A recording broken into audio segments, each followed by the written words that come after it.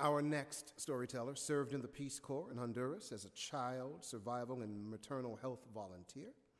She founded Jute Jackfruit in 2008 to empower women in developing countries through income-generating opportunities, and also works at the Harvard Global Health Institute. Will you please welcome Shana Yansen?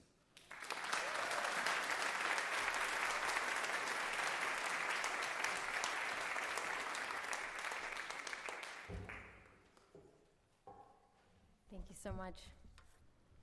30 years ago, I was sitting in these pews, listening to sermons on social justice and the power of serving others. And I can tell from the energy in the room tonight that not much has changed. It's wonderful to be back here, and thank you for having me part of this conversation. I remember back then asking myself, how can I make a difference? Growing up, my family took in foster children on occasion. We also volunteered in Boston in various homeless shelters. These experiences had a profound impact on me and also sparked my curiosity to learn more and to figure out how I could help.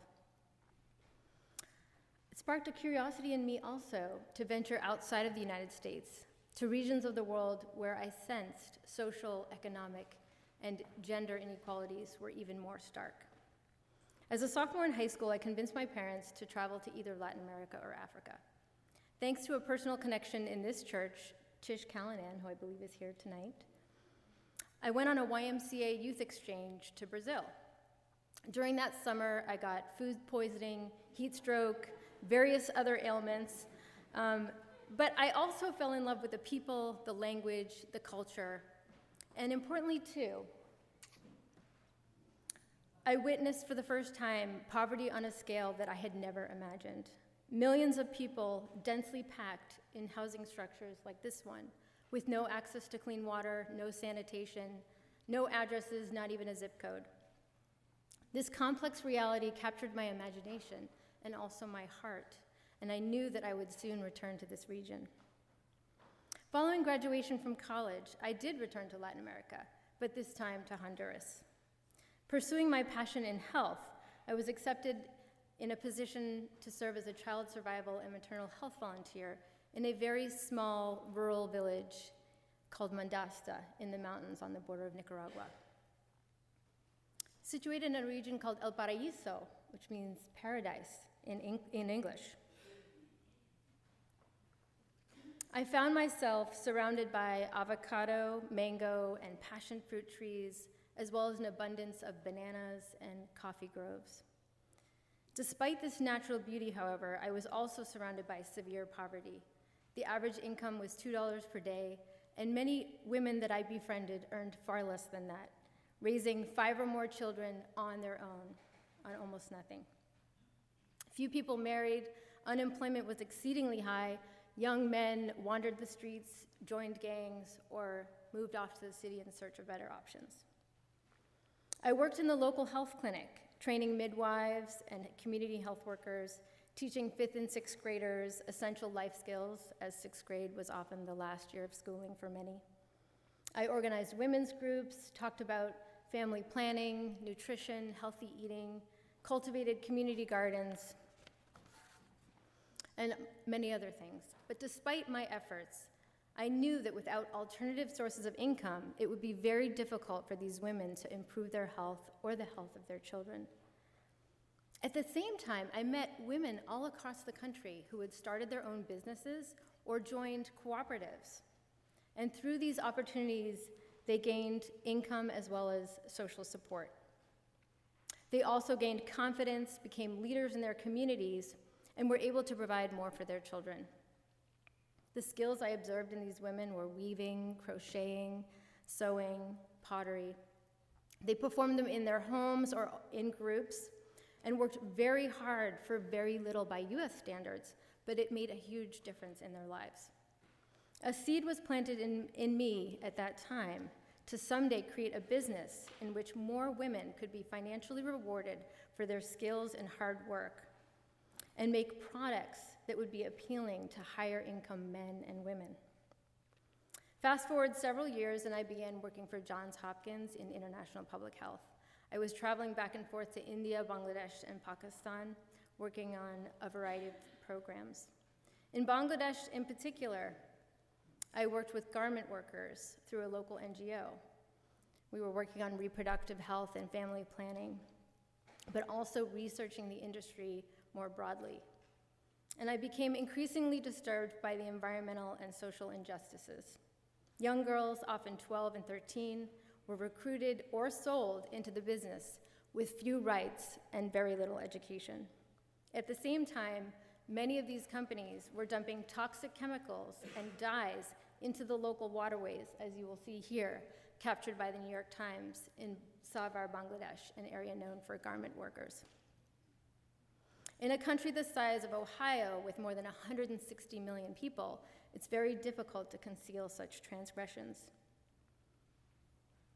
As I reflected on this disturbing reality and combined that with my Peace Corps experience, I decided that I needed to do something about it. I knew that we, humanity, could do better, companies could do better, and that the stories of how products are made needed to be told.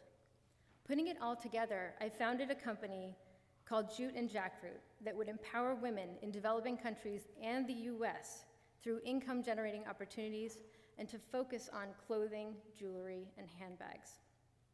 My goal was to offer products that were good for people, the environment, and that were made responsibly. In the words of my company, it was to be ethical, environmental, and stylish, the last of which I knew would be a requirement in order for me to succeed. I sourced from materials such as organic cotton, which uses no pesticides and requires much less water than conventional cotton.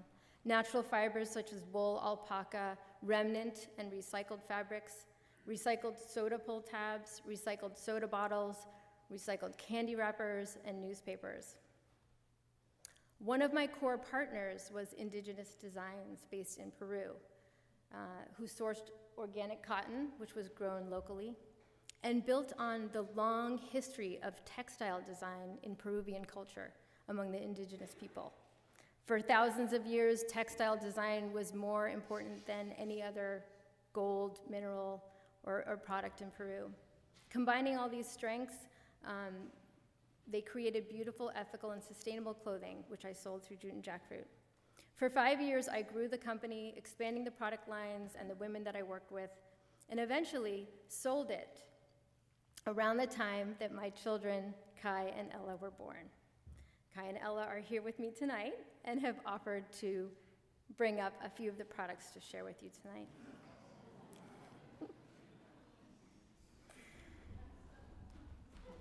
So this is one of the products made out of recycled candy wrappers from Mayan women in Mexico. This is made from recycled soda pull tabs from a cooperative of women in Brazil. And each one has the artisan sign it with a photo of herself and a story about her life.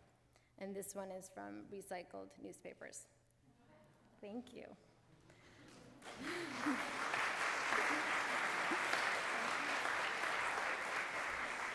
Over the years and through running my company, I've learned that as members of the wealthiest 1% of the world's population, our consumer choices are incredibly powerful. Most people in the world, like the billions living in urban slums or rural Mandasta, have no choices. They are struggling to survive and often do not have enough to eat. But as privileged consumers with choices, every time we make a purchase, we are voting with our dollars. We vote for who we want to hold the purse strings, who we want to influence governments, and who we want to empower. So I'd like to leave us tonight with one thought, and that is for each of us to think about the whole story behind every product that we buy, not just the glossy tag or the glamorous catalog, but the whole story, where the fabrics come from, where and how that product was made. How many hands did it touch? Whose sweat and whose blood was shed to make that product? And most importantly, who walks away with the profit? Because ultimately, that yields the power to shape the future. Thank you.